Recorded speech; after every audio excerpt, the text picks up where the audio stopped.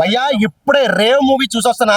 నిజంగా వంశీ గారు అంట కొత్త హీరో. నాకైతే ఏమనిపించింది అంటే గ్యాంగ్స్ ఆఫ్ గోదావరి మించిపోయింది సినిమా. ఒక్క ముక్కలు చెప్పాలంటే అసలు నిజంగా ఆ స్టోరీ ఈ స్టోరీ చూస్తే ఇది ఇంకా బాగుంది. అసలు నెక్స్ట్ లెవెల్ అనిపించింది. అంటే ఇది ఒక తెలుగు సినిమా, మన తెలుగు వాళ్ళు తీసారని ఇలా తమిళ సినిమాలో చూడండి నేచురల్ గా, చాలా నేచురల్ గా అంటే నేచురల్ గా ఆ రేంజ్ లో తీశారు. అంటే డైరెక్టర్ గారికి వచ్చి ఆయనకు 25 కూడా ఉండవు, కానీ ఒక 50 years ఉన్న ఎక్స్పీరియన్స్ తో తీశారు.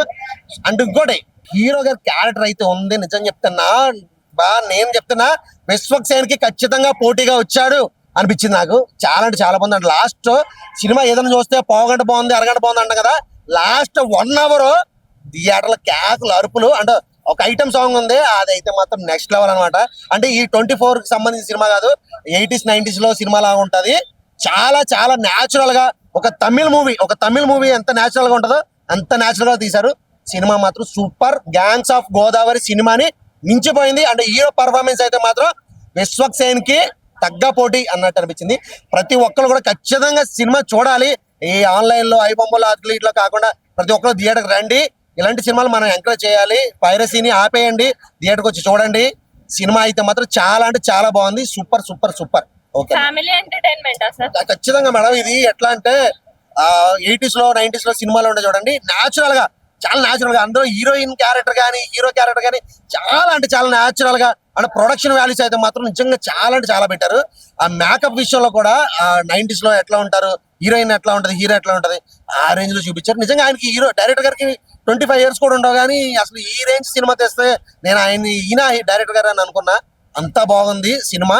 హీరో అయితే మాత్రం సూపర్ అంటే సూపర్ యాక్ట్ చేశారు. ఫస్ట్ మూవీకే ఈ రేంజ్ యాక్టింగ్, ఈ రేంజ్ సినిమా అయితే మాత్రం నేనైతే ఎక్స్పెక్ట్ చేయాలి. కానీ ప్రతి ఒక్కరు ఖచ్చితంగా చిన్న హీరో చిన్న సినిమా అనుకోకుండా ఖచ్చితంగా ఇలాంటి సినిమాలు దగ్గరున్న థియేటర్కి వెళ్ళి చూస్తే బాగుంటుంది, ఎంకరేజ్ చేయాలని నేను అనుకుంటున్నాను మేడం. భయ్యా రేవ్ సినిమా చూసాను.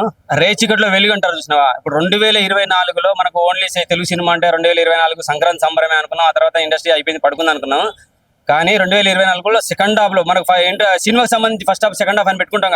2024 సెకండ్ హాఫ్ లో రేవు సినిమా వెలుతురునిచ్చింది అనమాట ఇండస్ట్రీకి. అయిపోయింది ఇంకా వచ్చిన సినిమాలన్నీ పడుకుంటానే అనుకుంటాం కదా, రేవు సినిమా వెలుగునిచ్చింది. అద్భుతంగా ఉంది, ఎక్కడ కూడా పేరు పెట్టడానికి లేదు.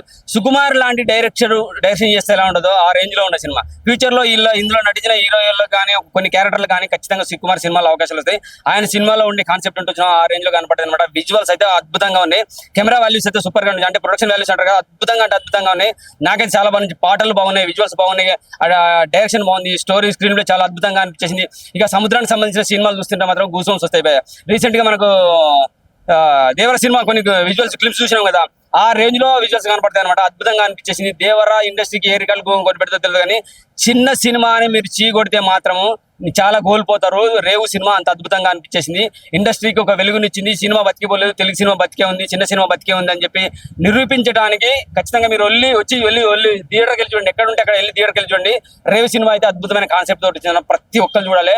ఫ్యామిలీ సెంటిమెంట్ ఉంది, యూత్ గర్ల్స్ ఐటమ్ సాంగ్ కూడా ఉంది. అది కూడా వల్గారిటీ లేదు భయ్య, నీట్ అండ్ క్లీన్ గా ఉంది.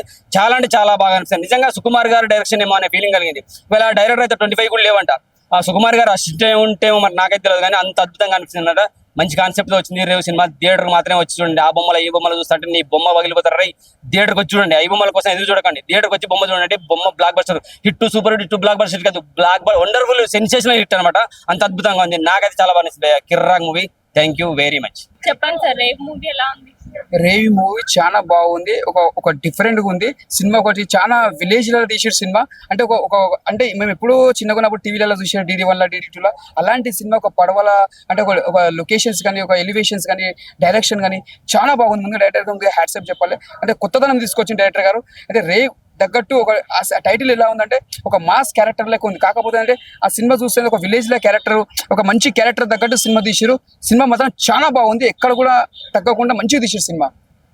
ఫ్యామిలీ చూడొచ్చా?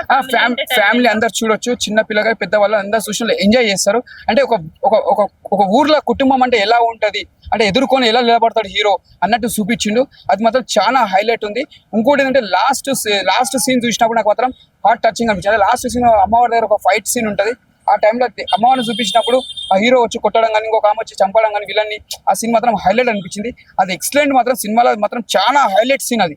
అది ఐటమ్ సాంగ్ గురించి ఏమంటారు? అది కూడా బాగుంది. ఒక కొత్తదనం తీసుకొచ్చిన ఐటమ్ సాంగ్. అంటే ప్రతి సినిమాలో ఒక ఐటమ్ సాంగ్ అంటే కంపల్సరీ ఉంటుంది. అంటే ఇంట్లో కూడా ఒక ఐటమ్ సాంగ్ కొంచెం ఒక డిఫరెంట్ గా పెట్టిరు. ఒక ఆ సినిమా తగ్గట్టు కూడా ఐటమ్ సాంగ్ కూడా చాలా బాగా తీసారు. ఒక కొత్తదనం తీసుకొచ్చారు.